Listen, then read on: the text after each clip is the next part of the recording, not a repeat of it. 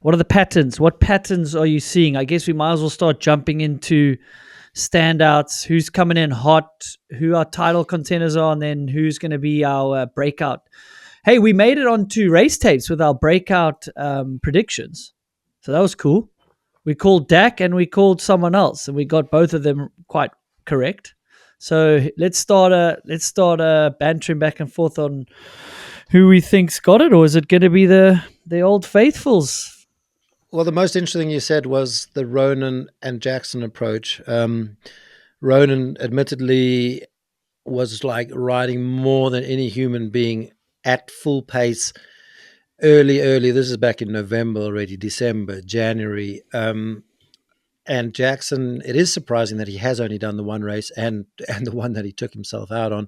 I would have thought he would have done a few more, but he's such a smart, wise, mature racehead. He knows exactly what he's doing, and he's probably logging times everywhere when he's not racing. So he's fine. And I think, to be honest, Ronan's injury is probably a blessing in disguise. And he probably would have been burnt out because he would have probably done all of these races, the US stuff, the Portuguese stuff, the Fort William, and he would have been like 10 races in by now. So I think, to be honest, and he did race the most recent one, and he did quite fine. He was like top 10. So that is nothing to worry about in terms of his, for the size of his injury, he was actually back on the downhill bike pretty quick. And I think maybe it'll make him hungrier and just start the trajectory again, rather than just be peaking, and at some point it's going to crash. But yeah, that hard line is more of a race course, that hard line, versus the Welsh one, which is obviously it's also a race, but you can kind of predict more World Cup form on that track. But one of the these are like, I'll get into all the race results and what stands out. But one thing that stood out when I saw him in Tasmania is Asa is no longer a little kid. He's taller. Literally, in the 3 months I didn't see him, he probably grew an inch or two, and his shoulders went 2 or 3 inches, and his muscles.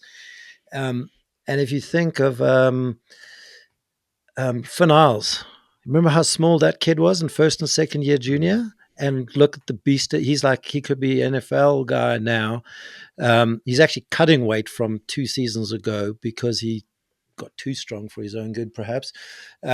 So the future potential for a rider like Asa, where you do need to be strong, mostly also for hitting the dirt and hitting the injuries, he's obviously, and with the results we've seen, like he's one of the juniors that have had fastest results at some of the US racing. And then interestingly, we had the Alaran brothers take fastest time as well at another race.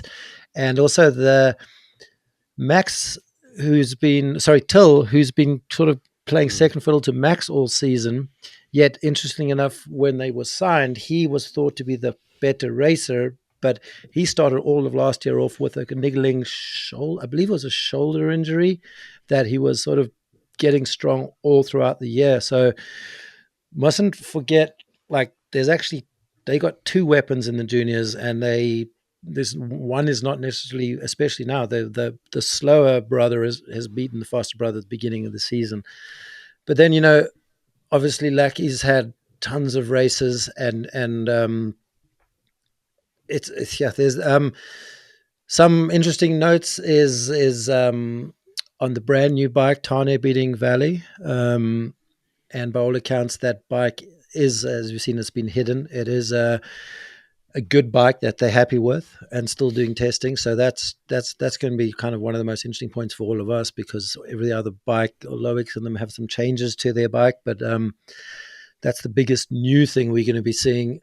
But it's like Luke Meyer-Smith does good at home, and he always does good at home. He's had national champion title like 3 times in a row, and he beat Troy to get that again.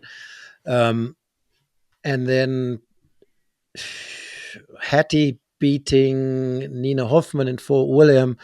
Now, it was the craziest wind event, apparently, and we've all 3 of us have been in Fort William with probably the worst that we could say is the worst weather we've seen and the worst winds.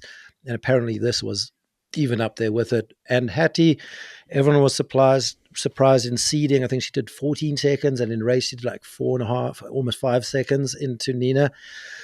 I think we can discount a little bit of it because the race runs were so wind affected. But also, let's not forget, Hattie went from a cross country racer, like Lycra cross country, to becoming enduro world champion in like less than 3 years.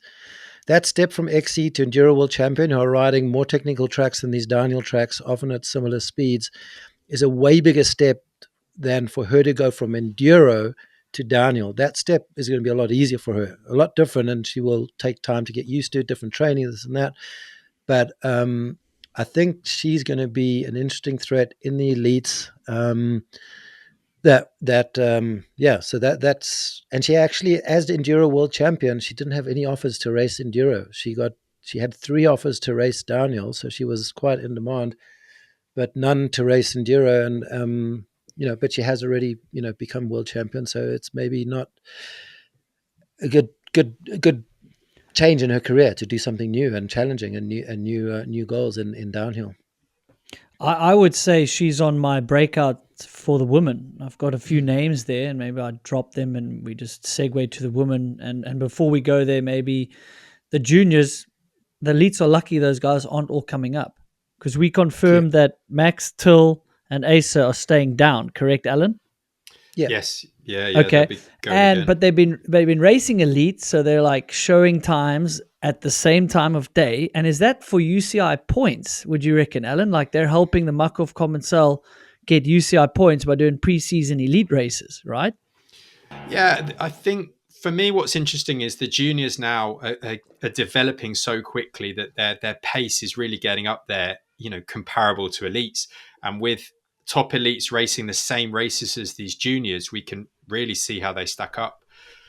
I think that I was at Fort William at the IXS Cup, and it's going to be really interesting to see how also the teams manage this. Cube were there; they had their riders there, and they've got a very, very promising young junior. She's coming in as a first-year junior called Rosa, and I think her time was actually faster than Jess Blewett's. So it's going to be, Jess obviously is probably feeling her way into the track, and she's got her own, process. But from a team point of view, myself with young Lena, she's got the bit between her teeth. She wants to get these results, and I think you want to manage the elite riders and the junior riders together to get the most out of all of them, because there could be quite an atmosphere in some of these tents if the Alran brothers are pipping the seniors to faster times. Yeah, you're definitely going to get pushed if you're an elite rider. I'll tell you that for free. You don't want the junior smoking you, let alone your teammates. So it's healthy competition, and I think the experienced riders need to just lean on that experience and trust that at a World Cup they'll have the pace, you know. And I think when I got late in my career, like I got smoked enough at small races or essay races, and there was just this like subconscious and conscious, like I got to World Cup, I was like, it's World Cup pace now. I just told myself that, and I rode differently. I just did. I think I beat you at a South African race, Andrew. I'm sure you have. I hope you did. That was probably your only chance. No, I beat you other times, but we both had flats. I just rolled faster with my flat. No, fair enough. But you said about the juniors, another in the Canyon camp, we have first year junior Elitha. She beat Marine by 6 seconds. Now this was on, let's say, a home track for her because she doesn't live there, but her parents, well, technically she does live there. Her parents, this is the level of investment in the youth in all sports, skateboarding, surfing, mountain biking. These kids are being recognized that they have talents, and partly because, none of our parents mountain biked, which got us into biking. Mine didn't. So, but all these parents have had high level riding. All these kids have had high level riding parents that recognize what they can do to develop the talent. I'm not saying they like soccer moms, soccer dads, where they're forcing them, but they definitely, making it easier. Her parents bought property near Windrock in Tennessee, and that is like the track that people do all the testing on, and some of the biggest US races happen on. So yeah, she did beat Miriam and Marine. So world-class field as a first-year junior, but she would have had some advantage with knowing the track really well. But also, yeah, she's also been at every World Cup last year, or pretty much nearly everyone. She was there walking the course every single race. So she knows the tracks, knows what they look like, knows the lines. So all these races that new for all these other first year junior girls, she already knows them. She hasn't ridden on them, but she's like literally been at a lot of the World Cups. Not all, sorry. So yeah, and there's just even more junior talent coming out of New Zealand. There's like 3 or 4 of them that would have had top 5 elite times. Again, not just Tyler. There's a couple more coming through. Ollie Clark. There's a bunch. Yeah, the juniors is pretty soon you won't need to have a junior in an elite category. It'll just be a professional open category. I would say. Oh, so go back in time like we used to do it, where Troy would just race elites and Sam Hill would just race elites, and I had to go race elites and see if I could make it. Okay. But it is having the separate division which has helped spur this and build this talent and giving them opportunity and sponsorship and all the rest. So yeah, that is investing in the future of the sport, which is a good thing, and I'm all for. So yeah.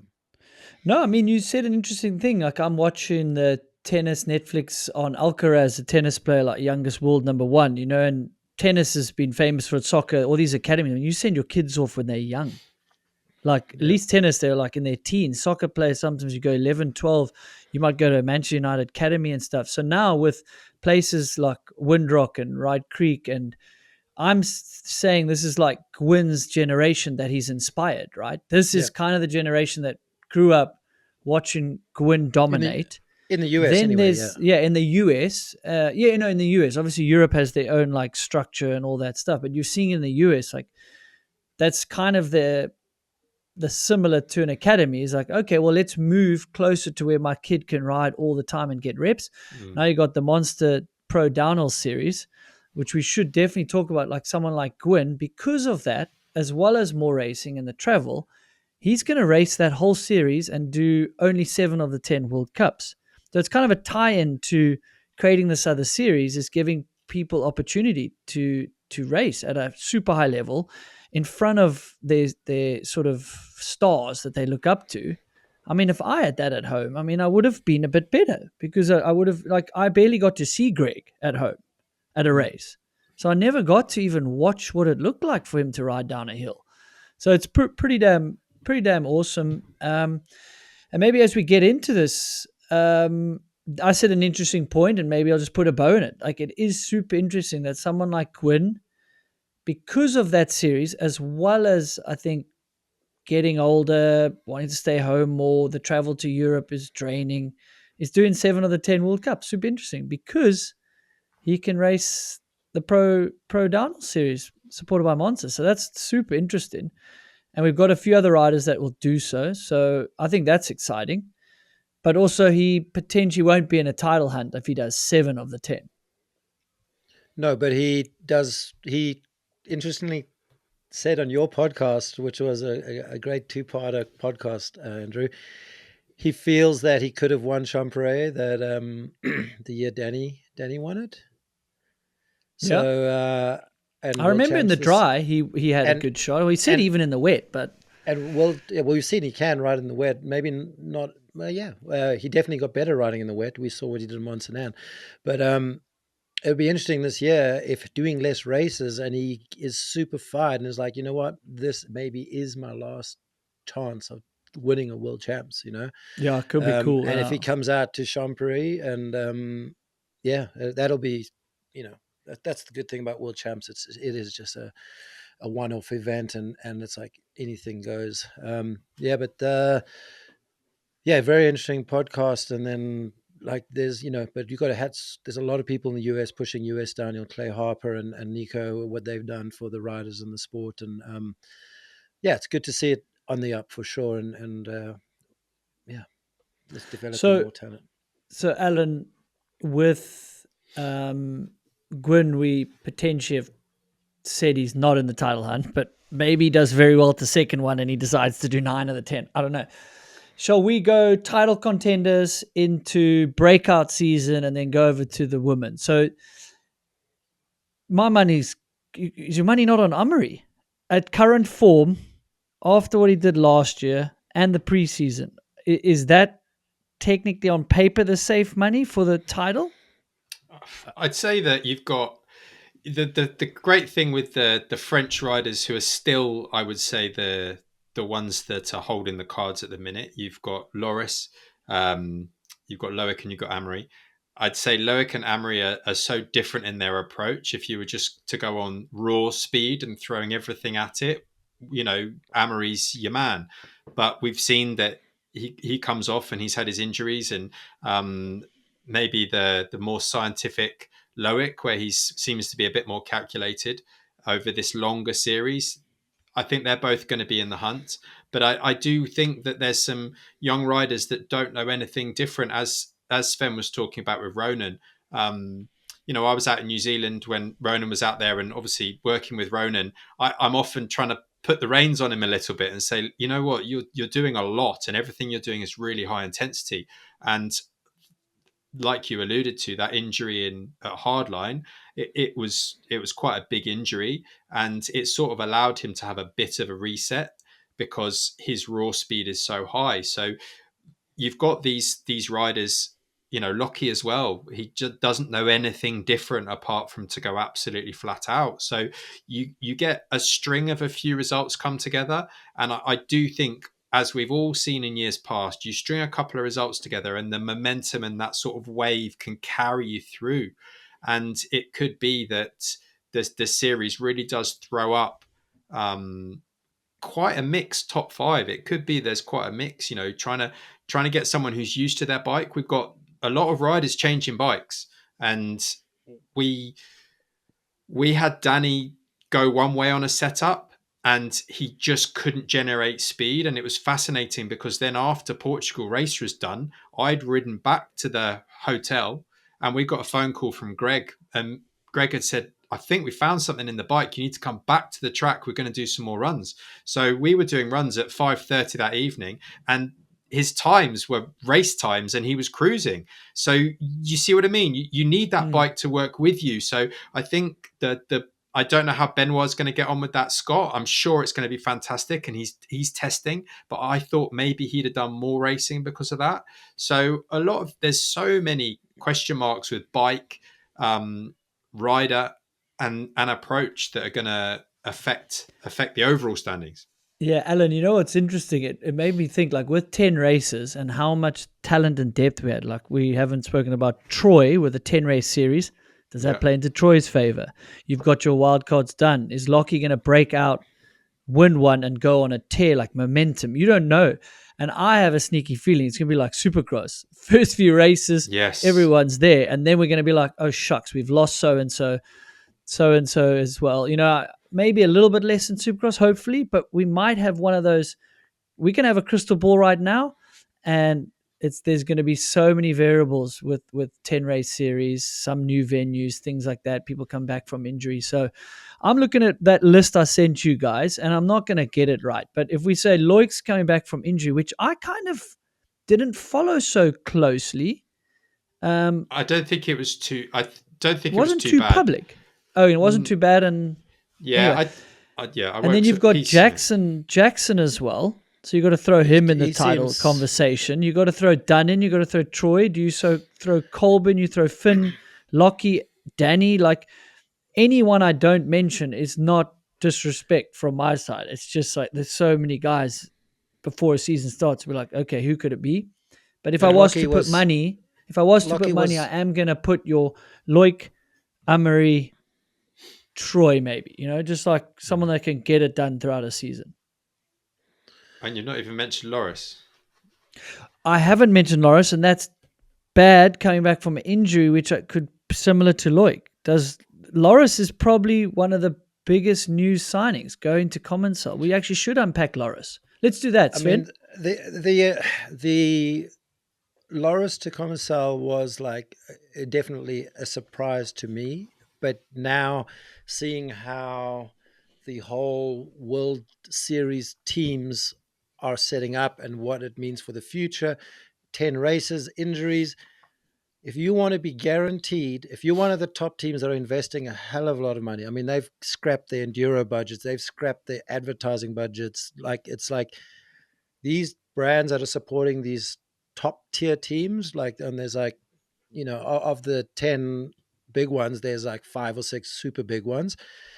The way their strategy is like, we can't afford Almery. Look what happened with Commensal Markov when they had Pom Pom and Almery injured. Luckily, at that point, Aprilla was there and he took some wins. But with Specialized, they've got they've got a different structure because they don't have any females, but they've got 3 elite men. Komisar Makov, they've double stacked the teams. They've got reserves, so to speak, but it's no longer A and B rider. You've got like 2 or 3 A riders on these teams, and they kind of need to have it to protect this investment. The end of this year, the team's goal is to get signed for 3 years, because that is when they can sign a bigger, potentially, hopefully outside the industry sponsor, because they can guarantee like 3 years of being like a bit top tier team and everything. So what was actually the super surprising signing, and wondering how that would work between Loris and Omri, it is actually, it's actually a genius signing. It's not a surprising signing anymore. It makes sense. And those guys, even Loic, Loris has been teammates with all the greats. Been teammates with Greg and with Loic, and he's always got on with everyone. Like, he's never been the issue when he's changed teams. He's gone on to different teams he wanted more factory setup or more testing. He's gone on for different reasons, not because he's been like kicked off the team. So like the team is working really well already, even though they haven't raced together that much, because Loris is coming back. So yeah, he was down in South Africa doing their launch video. So I think these super teams is kind of a little bit of the sign of the times, and there will probably be, this is the most important year to have the super team, so the teams can get guaranteed, and yeah, it'll maybe take a bit of pressure off some of all the riders, that they know they don't need to, that the whole team's future is banking on them alone. So maybe they can ride a bit freer and not have unnecessary crashes or injuries, because they like feel the weight of the team shoulder, on their shoulders, So yeah, but yeah, it will be interesting to see the team dynamic. I know some teams, like when who gets to choose the hotel room at the next race is based on like who gets the win, and who gets to share the room with the mechanic that snores, based on like the results the weekend before. Although none of these teams are probably sharing rooms with the mechanics. But you make a really good point. Yeah, go for it, Alan. I think Sven makes a really good point there, because if you've got, essentially, you're taking the alphas and you're putting, in Makov Commensal's case, you probably have 4 of them. And then you've got Pom Pom. So you've got the 2 junior boys who are hunting the 2 elite men. And you've got to, as a manager and as someone working within the team, you have to create an environment where they can get the most from it. Because if they're walking into that tent and it's like, I've got to fight for my place in this tent all the time, that's quite a stressful environment to be in. And you need to still create a nurturing environment there to go, we're here to get the best out of you. And obviously characters are different. Mondraker, you've got Dakota, who's out at the moment with quite a big injury. I don't know when he's quite going to be there to come back, but what Dakota needs from the team is clearly different to what Pinky and Ronan need from the team. And then they've grown again with Greg Williamson joining and Veronica joining. So a lot of these teams are going to have to work with their riders a lot more, because it's so much bigger. Gone are the days, when you and Danny were in a sprinter van. It's a very, very different thing. That was a world-class team, a very, very good setup, but everything's just quite literally tripled in size. But you still, as the rider, need that focus, support, and feeling like the team are there to put their arm around you, not just you're there to get a result. Because on the good days, it's brilliant, but on the bad days, that could be a hard tent to ride back in after you've underperformed. So that's an interesting fact. Yeah. I mean, I felt it when I was just one person on a team. But if you've got a lot of those riders doing well, so say the juniors are doing well, Miriam's doing well, and then either Amari's doing well or Loris is doing well, but the other one's not, that's tough, because there's no excuses. You can't hide behind the bike. You can't hide behind the support. You can't hide behind anything. There's just no excuse if everyone on the team's doing well. So that'll be interesting. But I do think that clearly they've got a relationship and they both, base themselves in Andorra. Obviously, we know about Loic and Loris's relationship more, but like you said, I think Loris he's such a nice guy. I mean, I can't tell you how polite he was about coming to ride at our bike park, and he was doing the communication because the filmers spoke less English, and just with the landowner, he was just like, oh, he's such a nice guy, and it's crazy how fast he is. So I think he'll do well there. I think he'll. One question mark I have is I don't know who's going to be his mechanic. He had a great relationship with the mechanic that's now taken a step Pierre. back, right? Pierre. Yeah, so he's got a family now. So he's got a family. So, but, and that's tough as well, right? Alan, like, we love it. We're like, yeah, more races, but yeah, it's grueling out there, hey. So, and there's not as much money to go around to pay the staff. They're working their asses off. So, I think you hit the nail on the head. Is you've got to manage that team. And I forget the word, but the culture. I think you've got to really set a good culture to get through a grueling 10 race series, which we keep coming back to. You mentioned Mondraker, so they added Greg Williamson, but otherwise and Veronica, you said. But what will be interesting is Pinkerton's been doing very well at home and overseas, but he sometimes seems to ride over his head in the finals. Do you think with time this is maybe the season where it all starts clicking? He's got Lopes in his corner, he's got the team, he's clearly got the speed. I kind of feel I want to put him on the breakout question mark. Yeah. Yeah, I think going Pinkerton, yes. Going back to the teams thing, the key thing is if they perform as proper teammates. Now let's say Loic and Finn operate a little bit more independently of each other. They do have shared resources on the track, but if these riders ride as true teammates, you've only got so many runs on the track, and if you can try out in one practice run, riders doing line A, line B, and then you have the manager's timing right then and there, you've got two race-winning riders, so you've got equal speed riders. That line gets decided right then and there. Sure, some lines will suit a certain style of riding, but if the riders not necessarily train together, but train as a team and share information, and each one will have different strengths and weaknesses on each course. As a team, they can both benefit. And then when it comes to the race, then whoever has the best race run. So I don't think there will be much hiding lines from teammates, where I know that has happened a few teams before. I even heard it wasn't so like, and this is a pretty big team, where they like left shock settings on the table, but it was fake shock settings. They did so not. Like yeah, but this is like a couple of years ago when you had like these bigger personalities that were like. So why are you talking about Greg like that? Was it Greg? Because I can give him shit now.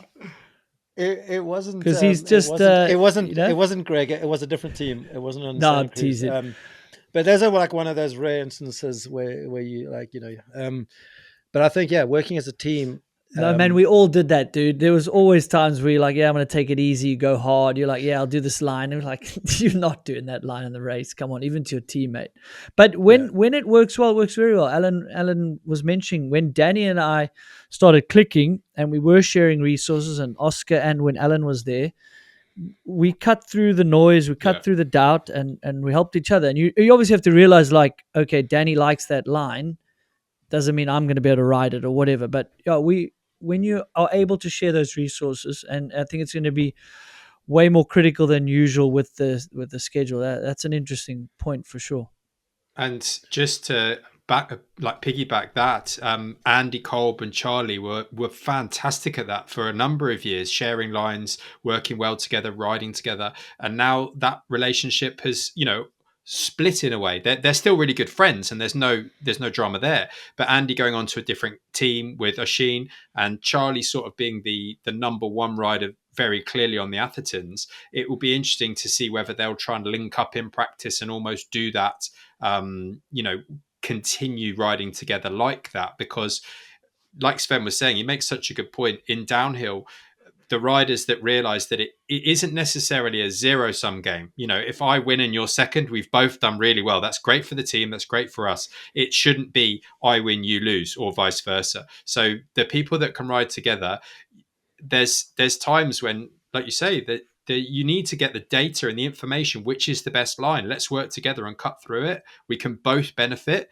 and then pat on the back if you've done a better run than me. And I'd like to think there would be more of that, and it works well. So these team environments, if it works well like this, brilliant. If you've got the junior beating the elite and you walk in and there's drama and I don't want to share a room with you and I don't want to travel home in the transfer bus with you, it could be a long year ahead. So it'll be interesting. I'm going to throw a cat amongst the pigeons since we're talking about Charlie.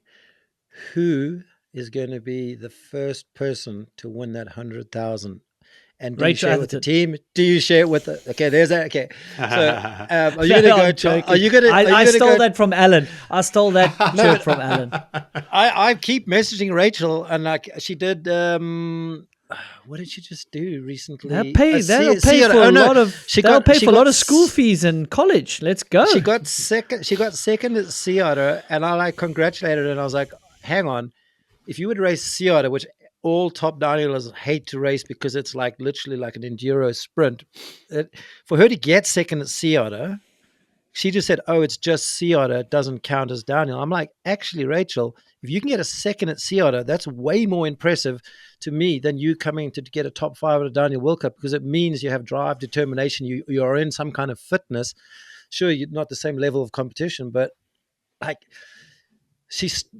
I don't think even Ben Lovell and the team knows if she's going to do a World Cup at this point, but she's probably hasn't requested a number, but she probably doesn't even know if she's going to do a race or not, and she might just do a race and then she might just win it. But there's quite a lot of people that's running that Belts Drive Gearbox bike, and it is it's pretty cool to see, because all the guys on the light bikes, the Scots and the Santa Cruzes, have been putting like weight, exactly the weight of a gearbox where a gearbox is. So, and I know when I ride my e-bike, North American audience is going to hate any e-bike talk, but on downhill trails that are a certain like consistency, the center of gravity and the mass and the traction and the grip, pedaling aside, it is faster. So on some tracks. So it is, it's no longer a disadvantage, and especially with the electronic shifting and the gearboxes, it's and cool to see like a lot of other brands step into that, that side of things. A few surprises for all of us at the end of last season, who's moved on to it this year, not just the Zeroed, and the Gamex. Yeah, that is definitely a topic for this podcast. That is new for 2025. We've got Athertons, Gamox with Reese, and the Intense, obviously Zeroed, who's is MS Racing on them, correct? Yes. So that's four bikes with riders, you would argue, depending on the day. Well, hang on. Didn't MS win last year anyway, around in Leger? Not on a gearbox bike. Not on a gearbox. No, not on a gearbox bike, but just Farina, yeah. Okay, yeah. Farina, Eleonora. yes, thank you. Look, excuse me, there's been so much information to process coming into the podcast and while we're talking, but we've got some race-winning, capable riders on bikes that on the right track, someone posted, was it the bike? He can win He can win a race, and he's got a bike depending on the track. Like, which one is more important, the ride or the bike? And then I think I text Chris, I said, well, what about both? Depending on the track, and if the rider suits the track, then and the bike's working better, then it's freaking helpful. I mean, these days, I would say for all the top riders and top teams, the bikes are all, they all got good product, let's say. It's good suspension. No, that's what I was saying, both. Bikes. He's like, oh, is it the gearbox that helped him win Fort William? I was like, how about both? Like, Charlie is fast down there on a farm gate, and then you give him a bike that also works. He's faster. So Yeah, I So if mean, that's pretty damn interesting. And that brings us to Reese and launching his own team, going Gearbox. Look, there's a level of bias, and like everyone's like, once you get on a Gearbox bike, that's the only bike that should have ever been made, apparently, if you talk to anyone that's riding one. So there's a level of like, drinking the Kool-Aid there as well. For sure. I think there are still some kinks to work out with the gearboxes, but considering how good, when you look at Charlie's bike, it just looks like an HRC Honda ready to go. This looks proper. It's an impressive piece of kit that they've put together. And I think, I don't know the ins and outs of this belted purse situation, but don't forget the girls race before the boys. They in the time schedule, the girls race Someone's first, and then the going to boys win on the race. same weekend. Yeah. So Do they have to split the money? What happens? I think that Probably split the money if it's the same weekend. Yeah, Yeah, and you then would argue it's the same weekend, so it's the lady was first, so ladies first. Maybe they get the cash. Maybe they get the cash. Interesting technicality. I don't know the gentleman over there, so we're going to have to get some info on that. Yeah. Atherton Racing have had Rachel and Rachel and Charlie winning on the same weekend many a time. So it can happen again. So it'll be. I think that, to me, there's so many. It's a logical progression that we've all banged on about for such a long time, is centralizing that mass, getting rid of that awful rear mech that's swinging around at the back, having something that is not only, well, this weekend gone, poor Hugo Marini came up to our truck and was like, I've got no rear mech. I've just smashed my rear wreck off and I've got a race run in 20 minutes. Is there anything you can do?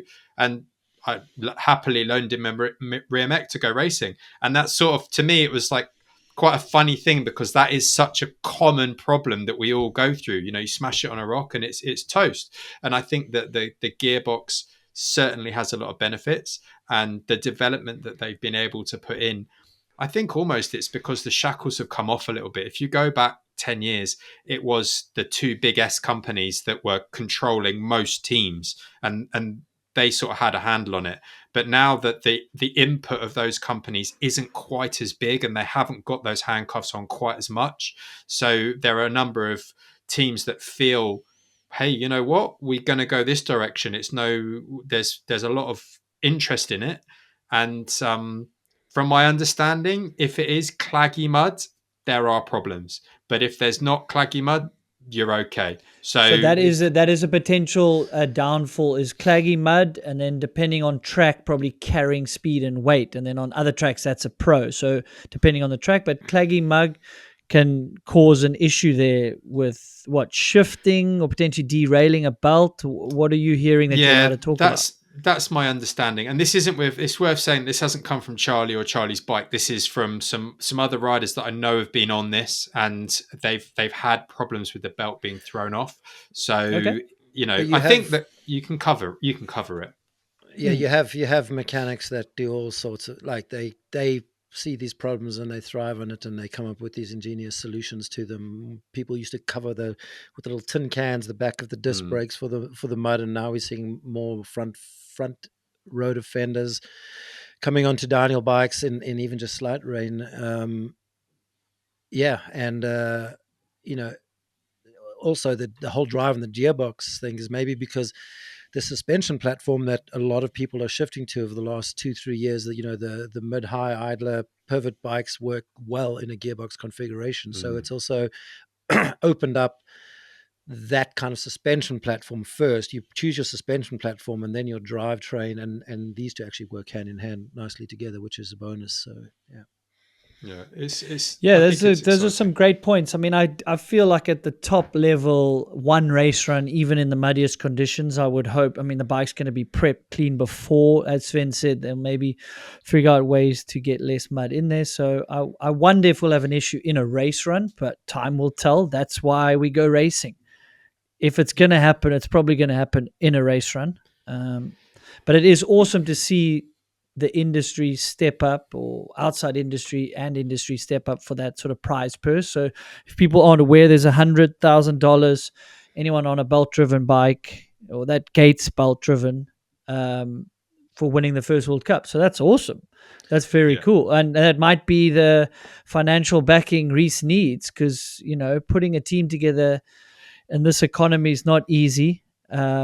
He's been very excited about it. It's an interesting time. I think it was for both parties seemingly happening at the same time. Trek looking to rebuild, those riders not staying on board. So it's exciting for both teams. I think Trek, you would say, oh, they don't have these huge named riders, but there was a time when Trek launched Trek World Racing, and this man himself was not a huge name and got the call up. Me and Justin had great 2 years there. So it is awesome to see them sort of invest in the future.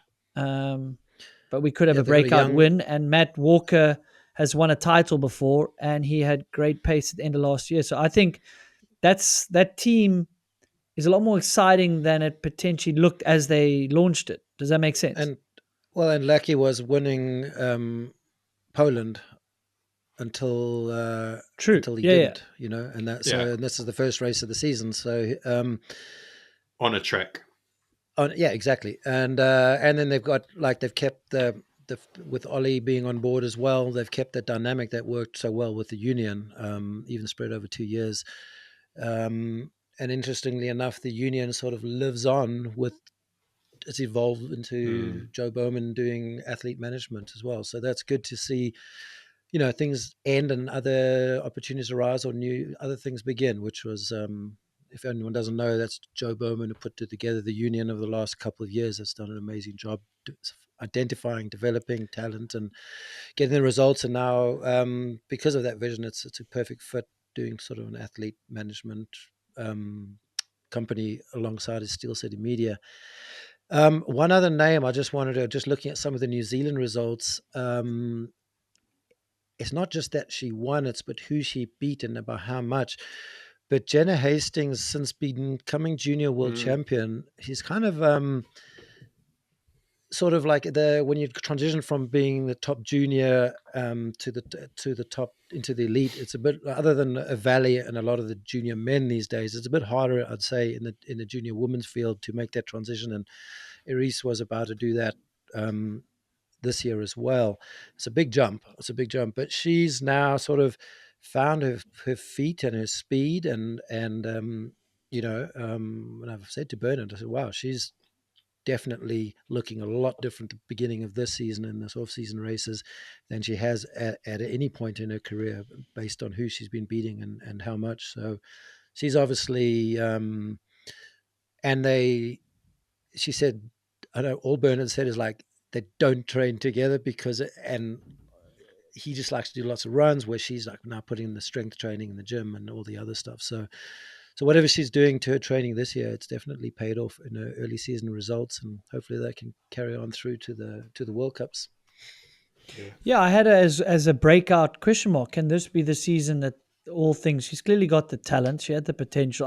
I did see them on a ride in the Surrey Hills, and part of me, I don't know if she was burnt up, but it just seemed like maybe she hadn't got that piece of the puzzle quite sorted, the training or the sacrifice. And maybe that's happened in the off season and it's paying off, which is great, is when it pays off that quickly. Then you're even more motivated to train harder, I think, as Alan will see. So I had her as breakout, and I think she's showing the speed. Then you got Jess Blewett, Gracie Hemstreet with a great result at Mount St. Anne. And then maybe we have to add a few. Reese, if she's back, Phoebe, and Lisa Bauman. I mean, it's going to be an exciting, and then we haven't mentioned Cami on the new Yeti. The top, yeah, but I would probably put her as, a title contender, named rider. Is she going to be back with your Miriams? Is she going to back with your Valley? And then Marine, who won the last round, that's a big signing for her to move on. It's a loss to Scott, but I think they really win with Benoit. I think Benoit, Scott, a new bike, I think that's a great fit. And I think Flo that's going to be, I think he's going to work and really Flo, well with Flo. Flo as connecting them, and I'll hope to see them at some races. But I'm following along closely. Obviously, I want them to do well, but I really see that with the new bike and that support from Scott, I think it'll be Ethan great. being fully, he missed essentially another whole season due to injury, and that happened with him on GT as well. So, and his injury came at the right time that he's had a full off season to build. So so he's going to be another fast teammate. So it's not just going to be a one horse race in the Scott camp either. No, I think those two will do well today. I mean, I don't think they don't seem to have big egos, and with Flo there, very chilled. Dylan is racing, but I don't know at what capacity. He's also not got a huge ego, so I think that culture should work well for Benoit. So I'm obviously biasly excited to see what's going to happen there, and obviously a new bike on the circuit is great.